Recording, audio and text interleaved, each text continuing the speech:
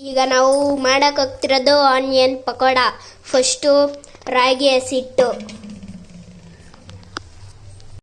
ಆದಮೇಲೆ ಜೀರಿಗೆ, ನೆಕ್ಸ್ಟು ಸೋಂಪು, ಆದಮೇಲೆ ಹುರಿಕಡಲೆ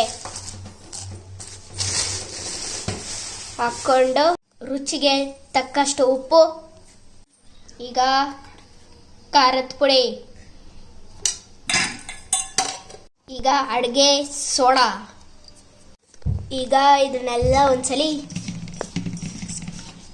ಗರಂ ಅಂತ ಮಿಕ್ಸ್ ಮಾಡ್ಕೊಳ್ಳಿ.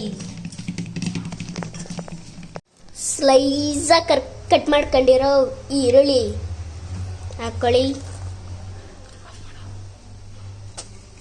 ಆಮೇಲೆ ಸಿಪ್ಪೆ ತೆಗೆದೇ ಇರೋ ಬೆಳ್ಳುಳ್ಳಿ, ಸಿಪ್ಪೆ ತೆಗಿಬಾರ್ದು, ಹಂಗೆ ಹಾಕ್ಬೇಕು, ಓಕೆನಾ. ಆಮೇಲೆ ಕರ್ಬೇ ಸೊಪ್ಪು ಹಾಕೊಳ್ಳಿ. ಆಮೇಲೆ ಚಟಾಪಟ ಅಂತ ಮಿಕ್ಸ್ ಮಾಡ್ಕೊಳ್ಳಿ. ಆದಮೇಲೆ ಸ್ವಲ್ಪ ನೀರು,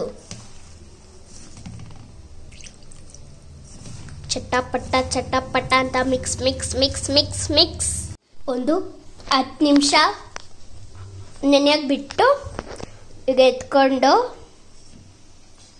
ಉಂಡೆಗಳು ಮಾಡಬೇಕು.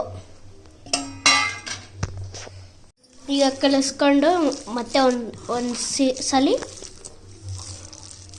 ನೋಡಿ ಅವನ್ನೆಲ್ಲ ಉಂಡೆಗಳ ರೀತಿ ಕನ್ವರ್ಟ್ ಮಾಡ್ಕೊಳ್ಳಿ, ಲೈಕ್ ಪಕೋಡ.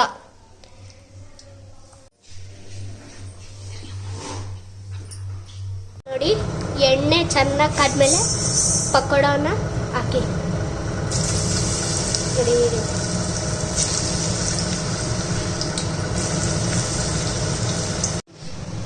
ನೋಡಿ ಪಕೋಡ ಈಸ್ ರೆಡಿ.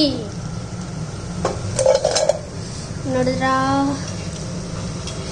ಏನಿರಲಿ ಬಿಡಲಿ, ಸ್ನ್ಯಾಕ್ಸ್ ಇದ್ರೆ ಎಲ್ಲ ಇದ್ದಂಗೆ.